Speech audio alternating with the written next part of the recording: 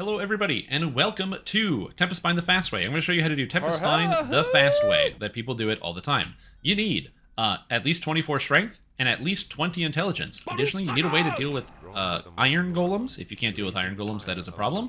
You need a relatively good amount of movement speed, and ideally, you need either spell damage or a fair amount of physical damage that can bypass the damage reduction of the boss.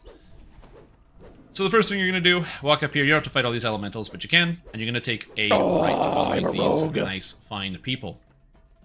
As we move over here, you're going to see... I will turn that down just a little bit. I'm going to turn that down just a little bit, if that's okay. I'm going to turn that down just a smidge. Like so. So it's still noticeable, but it's just a little lower.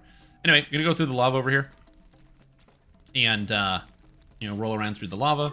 And by taking this path, this kind of like wormy path through the mountainside, you're going to find your way to this big door over here. This is the entrance you want to go into. It might seem counterintuitive, so if you're not used to this, you basically just want to like roll around through this little area here, and you will eventually find your way into this cavern.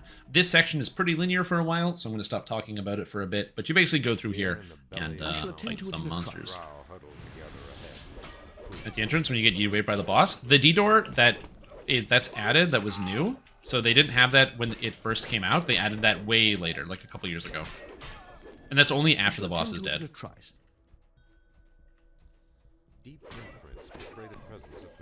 Alright, so here's a trap here, and it's very dangerous. The way that you disable the trap yourself is if any of the enemies are on top of the trap, they will disable it. So if you shoot these guys, these Drow Blackguards with an arrow, and they have to run through the trap, they will disable the trap as they run to get you. So if you did not know that, if you're not a trapper and you can't get through that section, just, you know, aggro the guys on the other side of the trap with like a bow and arrow. Even if you miss, they'll still aggro to you. They'll run into the trap, and then they will turn it off themselves because they don't want to take damage. It's the only place in the game where that tech is used. I have no idea why, but it's the only place in DDO where that's used. Okay, so you need 20 intelligence to use this rune, which is why you need 20 intelligence. This is the only way up the mountain. And you need a way to deal with an iron golem, because it's immune to fire damage. So you need, if you're like a fire sorcerer and you can't bypass fire immunity, you're out of luck. Once you're done that, there is the fire and ice side over here. So you're going to kill these guys and come into the fire and ice caverns. First, there's the fire and ice. It doesn't matter which one you start with, they both have to die in a short duration. However, it's about a minute between each one, which means you can quickly go from one to the other. So I'm heading over to fire, and I have to kill the fire reaver. So that's what I'm going to do. This side is not very dangerous, and is generally the easier of the two sides. So you come in here, I hit the fire reaver, and he's dead. Now you want to get over to ice. So you're going to run all the way back up. And there's going to be a lot of monsters. You want to make sure you're killing everything. Don't ignore things unless you're if you're soloing this. This is where you just want to go as fast as you can. You're going to go all the way up here to the ice side. Quest completed. Okay. Haste again. Go all the way up here to the ice side. And then down here, into this room, is where you find the ice flenser, and you're going to kill the ice flenser. You have plenty of time, even if you're by yourself, if you can just deal damage quickly enough. The only dangerous monsters in this section are the ice flensers themselves, because they can polar ray you, and these giant soothsayers. The soothsayers cast the spell Destruction, and that's dangerous, because if you make your save, you still take about 400 untyped damage. So you either die or make your save. The ways to prevent yourself from dying is by having access to the spell Death Ward, or by having Death Block and failing your save. Now here's the Olapar rune. I just picked this up. This is the only rune you need. You see, the Storm Reaver has 3 different protections on him. He has his control over the weather, he has his damage reduction, and he has his regeneration. Each rune can disable whichever one you want, and there's 3 separate runes. There's 2 ways to do this. You can either wait there, and that rune will respawn. You can pick up 3 copies of the same one.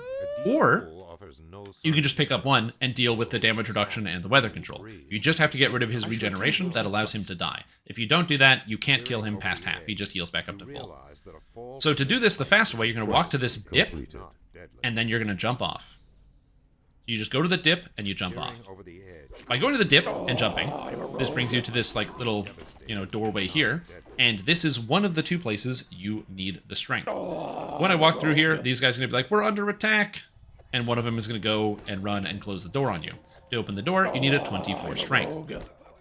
Now, as we move forward through the rest of the adventure here, you're going to whip right around the corner, and you're going to see all these bad guys here. Again, these giant soothsayers, same thing. They will cast Destruction on you, so you either want to fail your save with Death Block, so it tries to instant kill you, but it can't, or you want to have Death Ward.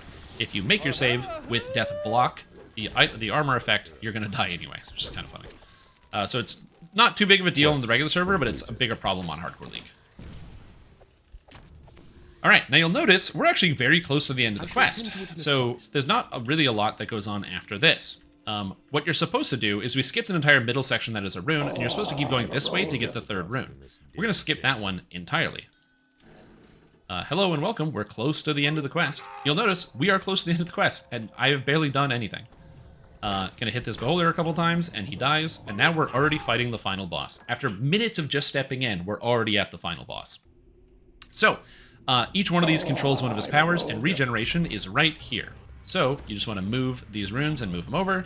So I'm just going to go here, slap these puzzle tiles. I'm ignoring all the monsters. Swordjack can only knock you off once he gets under half health, so you don't have to really worry about him knocking you off the ledge. He might kill you, but that's about it. Anyway, I put the rune in here, so it's done. And now, is everyone inside? I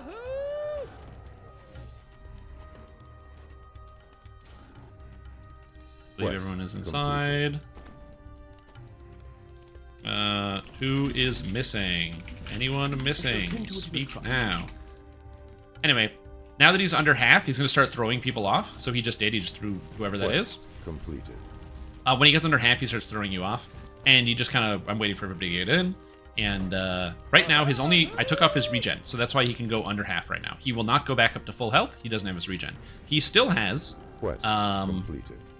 His like stone giant damage reduction, so you can't do a lot of physical damage to him, and he still has his weather effects and stuff, which are these other two runes, but you don't care too much about that. Anyway, his damage reduction makes him nigh immune, but not entirely immune, so I can still damage him with critical hits, and he dies. So my critical hits are still dealing.